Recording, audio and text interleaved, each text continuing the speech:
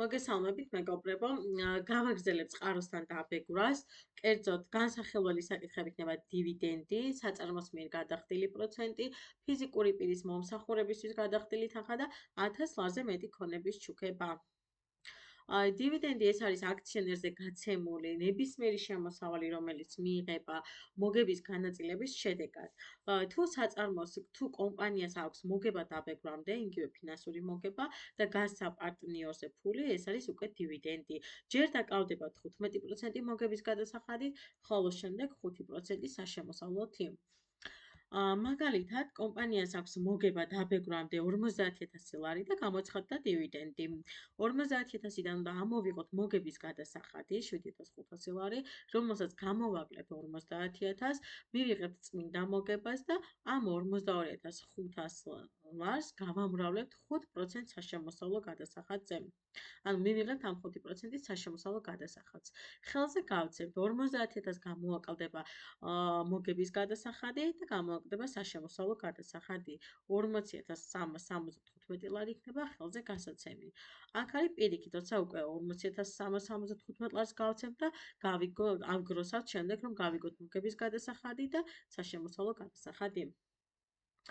ეხლა განვიხილოთ რა იბეგრება დივიდენდით, იბეგრება, როდესაც საწარმო ფიზიკური პირი დამფუძნებელზე, მეწილეზე, აქციონერზე გასცემს დივიდენდს, როდესაც საწარმო გასცემს დივიდენდს ისეთ საწარმოზე, რომელიც არ არის გადასული ესტონურ მოდელზე, ასევე გათავისუფლებული არის მოგების გადასახადისაგან, ასევე იბეგრება, როდესაც საწარმოს აქვს მოგება და ამ მოგებით გაზრდის კაპიტალს და შემდეგ ამ კაპიტალს შეამცირებს. ასეთი სახის კაპიტალის შემცირება დაიბეგრება როგორც დივიდენდი ისე. შემდეგი არის ოფშორზე, როდესაც შვილობილი ყავს ოფშორში, მაგალითი განვიხილოთ. მაგალითად, საქართველოში რეგისტრირებულია შპს ნომერი 1. ამ შპს ნომერმა ერთს შვილობილი ყავს ოფშორში რეგისტრირებული, საიდანაც შპს ერთმა გამოიტანა მოგება და გასცა ფიზიკურ პირზე. ასეთი სახის ოპერაცია ექვემდებარება დივიდენდით დაბეგვრას.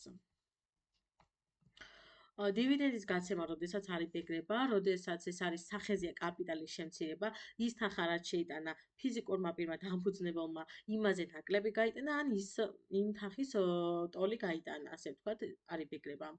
ასევე კაპიტალის გაზრდა და საწარმოდან აქტივების გამოტანა, როდესაც საწარმოს კაპიტალში 50%-ზე მეტი ეკუთვნის სახელმწიფოს.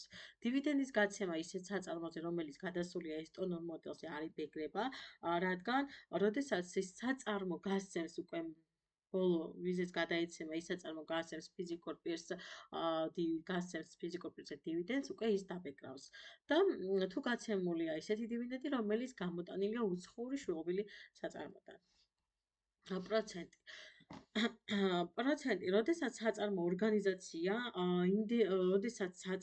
ორგანიზაცია ინდივიდუალური მეწარმე იღებს სესხს ფიზიკური პირისაგან, იღებს სესხს არარეზიდენტისგან და IP-საგან, ამ შემთხვევაში მათთვის გადახდილი საპროცენტო თანხა უნდა დაბეგროს 5%-ით. პროცენტი უნდა იყოს, რა თქმა უნდა, საბაზრო. განვიხილოთ მაგალითი, როდესაც შპს-მა აიღოს სესხი დამფუძნებელი ფიზიკური პირისგან 500,000 ლარი, წლიურ 12%-ად. წლიური პროცენტი გამოვიდა 60,000 ლარი. შპს-ს 60,000 ლარიდან 5% უნდა გადაიხადოს საშემოსავლო გადასახადი და ფიზიკურ პირს უნდა მისცეს საშემოსავლო გადასახადი დაკლებული ის პროცენტი, მისი სარგებელი. ესე იგი 60,000 ლარს გამოვაკლებს 3,000 ლარს და 57,000 ლარს მისცემს ფიზიკურ პირს. ხოლო ფიზიკური პირი აღარ დაბეგრავს მის, ასე ვთქვათ, შემოსავალს. მაგალითად კიდევ დამფუძნებელმა ფიზიკურმა პირმა 200,000 ლარი შეიტანა კაპიტალში და გაიტანა 200,000 ლარი ან მასზე ნაკლები. ამ შემთხვევაშიც არ დაიბეგრება. თუ გაიტანა 300,000 ლარი, 200,000 ლარსა და 300,000 ლარს შორის სხვაობა 100,000 ლარი იქნება დივიდენდის სახით დასაბეჭდით 15% მოგებით და 5%-ით. დამფუძნებელმა ფიზიკურმა პირმა მისცა შპს-ს 200.000 ლარი ერთი წლის წლიურ 12%-ში, შპს ერთი წლის შემდეგ დაუბრუნებს დამფუძნებელ ფიზიკურ პირს 200.000 ლარს და გადაუხდის პროცენტს 22.800 ლარს. ეს 22.800 ლარი არის უკვე დაკლებულია მასზე 5% საშემოსავლო. 24.000 ლარი უნდა მიეცა, ვინაიდან 12% გამოვიდა 24.000 ლარი, 24.000 ლარს გამოაკლო 5%, რომელიც შპს-მ გადაიხადა ბიუჯეტში და 22.800 ლარი მისცა უკვე ფიზიკურ პირს საპროცენტო სარგებელი. ფიზიკური პირის მომსახურებისთვის გადახდილი თანხა. ფიზიკურ პირზე გადახდილ ნებისმიერ ანაზღაურებას ვაკავებთ წყაროსთან 20%-ით. მხოლოდ გვაქვს ის შემთხვევა, როდესაც მათ მიერ გაწეული მომსახურებისთვის გადახდილი თანხა იქნება გათავისუფლებული წყაროსთან არ კავდება. ესენია ინდიმეწარმეზე გადახდილი მომსახურების თანხა, ოღონდ თუ ინდიმეწარმემ გაგვიწია ესეთი მომსახურება, რომ გადავუხადეთ პროცენტის და როიალტის თანხა, ამ შემთხვევაში დასაფიქრი იქნება. DGG-ს გადახდელ ფიზიკურ პირზე გადახდილი თანხა, მიკრომცირე სტატუსის მქონეზე და ფიქსირებულზე, მხოლოდ მათი საქმიანობის ნაწილში, ნოტარიუსი და კერძო აღმასრულებელი. მაგალითი განვიხილოთ, შპს-მ ინდიმეწარმეს გადაუხადა იჯარის თანხა, სატრანსპორტო მომსახურების თანხა, სარემონტო მომსახურების თანხა და როიალტის ღირებულება.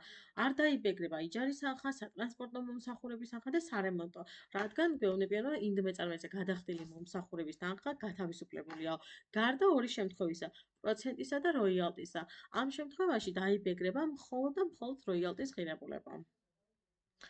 DGG-ს გადახდელ ფიზიკურ პირზე გადახდილი მომსახურების თანხა, შპს-მ როდესაც გადაუხადა აუდიტის მომსახურების საფასური 5.000 ლარი, ესეც არ დაიბეგრება. მიკრომეწარმეზე გადახდილი თანხები. შპს-მ გადაუხადა მიკრომეწარმეს ქიმწმენდის ღირებულება, რომელიც მისი საქმიანობა იყო. ასევე გადაუხადა ტრანსპორტის ღირებულების თანხა, რომელიც მისი საქმიანობა არ იყო. ქიმწმენდის ღირებულება 5.000 ლარი დაკავდება მოგების გადასახადით 15%-ით, საშემოსავლო გადასახადისგან გათავისუფლებულია, რადგან საქმიანობის ფარგლებში მოემსახურა. ტრანსპორტის ღირებულება დაკავდება საშემოსავლოთი 20%-ით, რადგან მისი ძირითადი საქმიანობა არ იყო. გამოდის, რომ მოგებით ის საქმიანობა კავდება, რაც მის სერტიფიკატში წერია, ხოლო საშემოსავლოთი ის საქმიანობა კავდება, რომელიც მის სერტიფიკატში არ წერია. წლის განმავლობაში 1000 ლარზე მეტი ღირებულების ქონების ჩუქება ფიზიკური პირისთვის. აღნიშნული მუხლი არ ეხება თანამშრომლებს, ვინაიდან თანამშრომელზე ნებისმიერი სარგებელი, ნებისმიერი თანხის ჩუქება, ნებისმიერი ნივთის ჩუქება თუ ასე შემდეგ ექვემდებარება დაბეგრვას, იმიტომ რომ თანამშრომელზე გაცემული ნებისმიერი სარგებელი ეს არის მისი პირადი სარგებელი. როდესაც კომპანია ჩუქნის ფიზიკურ პირს წლის განმავლობაში, კალენდარული წლის განმავლობაში 1000 ლარზე მეტი ღირებულების ქონებას დაბეგრავს 20% საშემოსავლო გადასახადით. ესე იგი, იბეგრება თანამშრომელზე ნებისმიერი ღირებულების ქონება და სხვა სარგებელი, უცხო ფიზიკურ პირზე 1000 ლარზე მეტი ღირებულების ქონების ჩუქება წლის განმავლობაში, კალენდარული წლის განმავლობაში. არ იბეგრება ინდიმეწარმეზე ჩუქება, საშემოსავლოთი არ იბეგრება, უცხო ფიზიკურ პირზე 1000 ლარზე ნაკლები ღირებულების ქონების ჩუქება. მაგალითები გვაქვს აქაც, შპს-მ წლის განმავლობაში აჩუქა უცხო ფიზიკურ პირს 1500 ლარად შეფასებული მონიტორი, დაიბეგრება საშემოსავლოთი, ჯერ აიგროვებოდა შემდეგ დაიბეგრება, წლის განმავლობაში აჩუქა უცხო ფიზიკურ პირს 1000 ლარი, არ ექვემდებარება დაბეგრვა საშემოსავლოდ გათავისუფლებულია. შპს-მ წლის განმავლობაში აჩუქა ინდიმეწარმეს 3000 ლარი დანადგარი, არ დაიბეგრება საშემოსავლოთი და შპს-მ წლის განმავლობაში მიყიდა საქონელი ფიზიკურ პირს და რამდენიმე თვეში ვალი აპატია. დაბეგრავენ დიდი ალბათობით შინაარსის ფორმაზე აღმატებულობის პრინციპის მიხედვით და რატო ეხა? როდესაც მაგალითად შპს-მ აჩუქა დანადგარი ფიზიკურ პირს, ეს ფიზიკური პირი არის თქვა დამფუძნებელი და დანადგარის ღირებულება იყო 100.000 ლარი. რამოდენიმე თვეში ვალი აპატია, გამოდის, რომ ესე იგი კომპანიიდან ფული გაპარებას ჰქონდა ადგილი, ამიტომ 73 მუხლის მიხედვით, შინაარსის ფორმაზე აღმატებულობის პრინციპის მიხედვით დაბეგრავენ. დიდი მადლობა. და შემდეგ გავაგრძელებ შემდეგ ვიდეოში კიდე დაგიბრუნდებით, გაგრძელებით, გავაგრძელებ.